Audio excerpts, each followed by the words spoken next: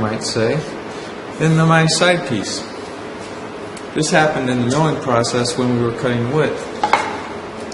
Don't worry about it too much because we have a jig here that allows a little bit of overhang on the top side.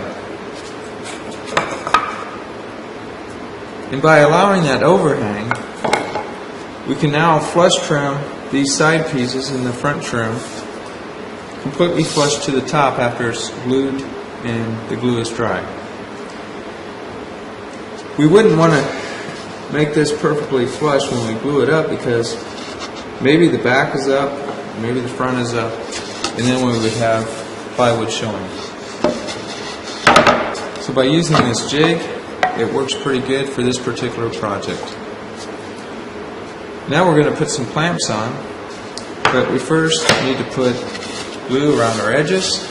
We're just going to do the two side edges and then the front edge.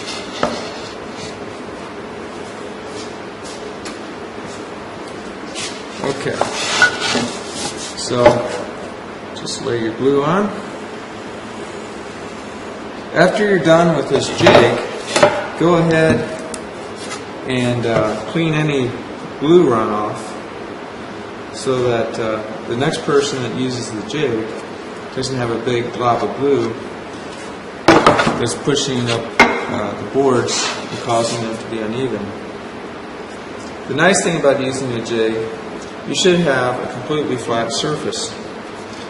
Whereas sometimes tables get scratched up and have sawdust on them and other debris that may be in our way. Okay, we have our glue on. We put our two side pieces on just right. And we're going to grab just one clamp for right now.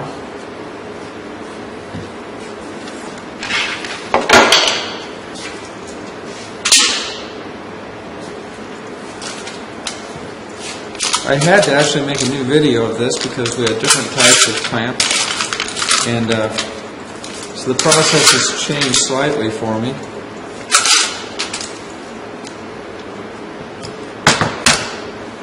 But we're going to get this the best we can here. Alright, I have to slide this one back. So the back of the miter is flush to the front on both sides.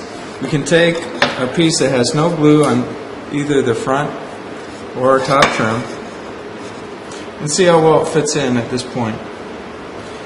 So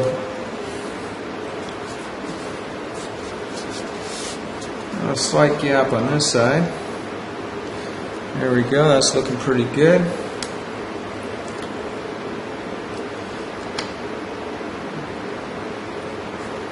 And we'll just tighten this up very slowly, keeping everything in place.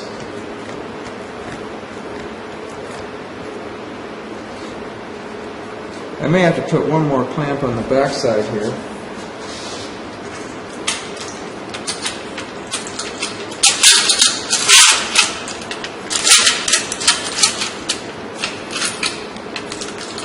Because you can see how it's spreading out right now.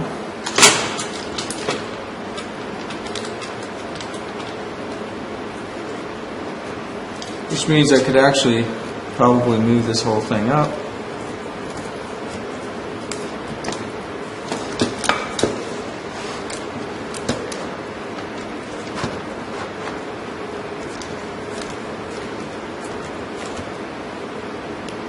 And let's see if our piece still fits in there. That's looking pretty good.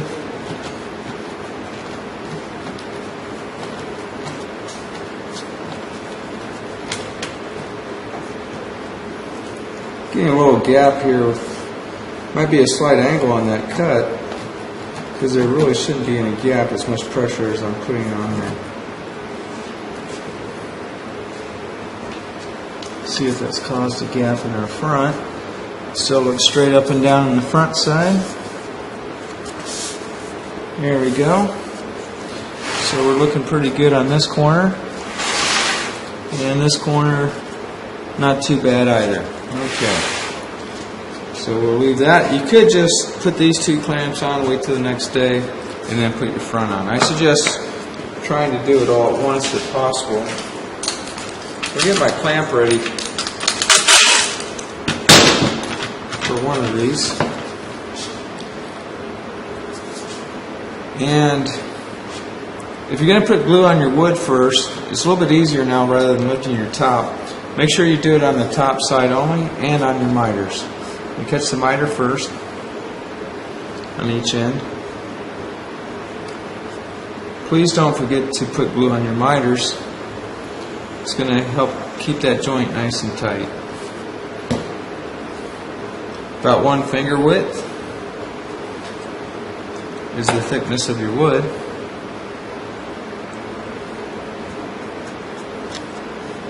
Okay, now we can bring this up. There we go.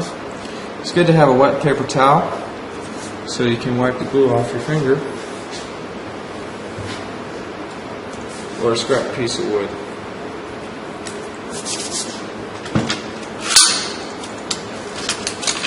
Okay, we could probably get away with one, but we're going to just use two for right now and see how this works.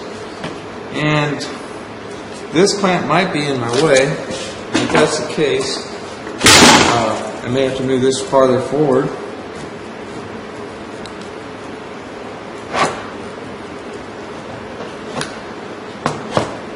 There we go. Now it will be totally out of our way. Notice I still have a little bit of lip all the way around. So I could lay this like so, or I think I have enough angle there that I could just lay it the same way I laid my other one.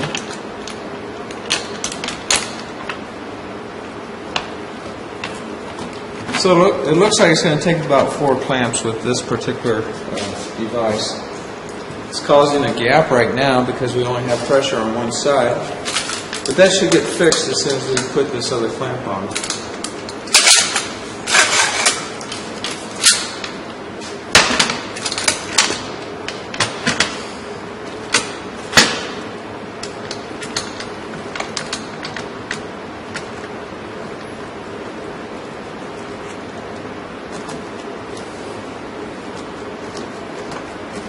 If it doesn't fix it, it might mean that our piece may be a little bit long or a little bit short.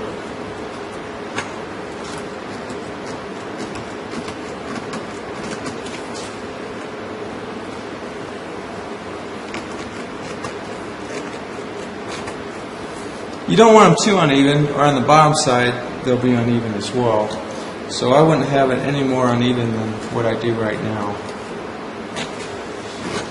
I have that really tight.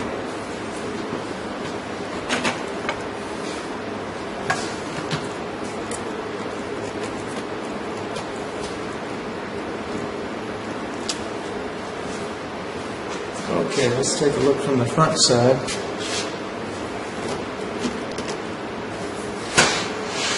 A slight gap right there I'm not real happy with, and a little bit of overhang right here, which means our piece might have been just slightly long, or one of these pieces may have to come forward. I'd say more that our front piece is just slightly long. But it's a nice tight miter right there. It might take one more clamp on the bottom side to close that gap that we're having. And this can get fairly heavy.